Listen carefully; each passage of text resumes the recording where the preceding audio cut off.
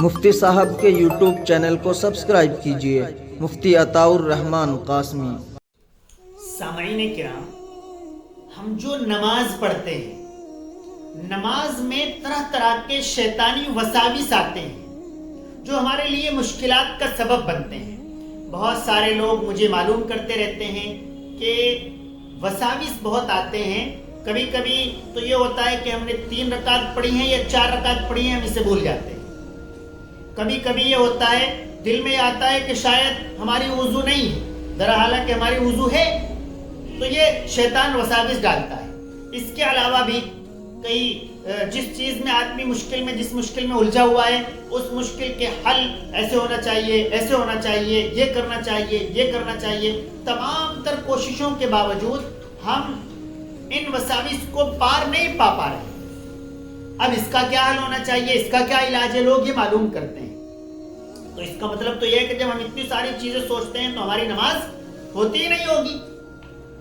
تو سامعین کرام، جس طریقے پر ہوتا ہے نا، ہمیں چاہیے کہ یہ وساوس تمام آئے، ہم نے نماز سے فارغ ہو گئے، تو ہمیں چاہیے ہم اپنے دل سے کہہ دیں کہ جا شیطان، ہم نے نہیں پڑھی نماز، ہماری نہیں ہوئی، تمہیں کیا مطلب، ہمارا معاملہ ہے۔ آپ نماز کے بعد یہ کہہ دیں کہ یہ ہمارا اپنا معاملہ ہے، شیطان کو دھتکار دیں۔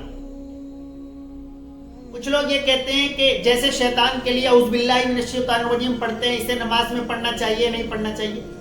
زبان سے اسے نہیں پڑھنا چاہیے، دل میں اگر آ رہا ہے تو کوئی حرج نہیں۔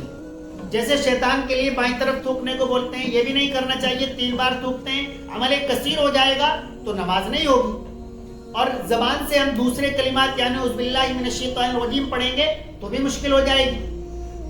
یہ نہیں کرنا چاہیے، بلکہ نماز سے فارغ ہونے کے بعد آدمی بس دل سے یہ کہہ دے کہ میری نماز ہو گئی ہے۔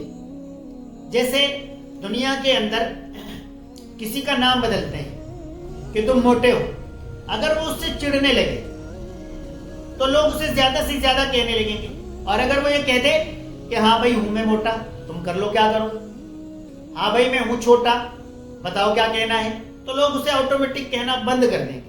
تو شیطان کو بھی ایسے ہی ہمیں الزامی جواب دینا ہے کہ جا بھائی ہوئی نہیں ہماری نماز، تمہیں کیا مطلب، ہم جانے ہمارا خدا جانے۔ وساوس آئے، اس سے کوشش کرنی چاہیے کہ ہم نمازوں میں جہاں ہمیں دیکھنے کا حکم دیا گیا، مثال کے طور پر جب کھڑے ہوں تو ہماری نظریں سجدے کے مقام پر ہونی چاہیے، جب ہم رکوع میں جائیں تو دونوں پیروں کے انگوٹھوں پر ہماری نظریں ہونی چاہیے۔ تو جو چیزیں یہ بتائی گئی ہیں، قرآن کریم کی تلاوت ہے، انہیں صحیح طریقے پر کریں گے تو وساوس کم ہو جائیں گے۔ اور جو ہیں ان کے لیے یہ صحیح مسئلہ بتایا کہ آپ شیطان سے کہیے کہ بھئی تمہیں کوئی مطلب نہیں ہے، ہماری نماز ہو گئی۔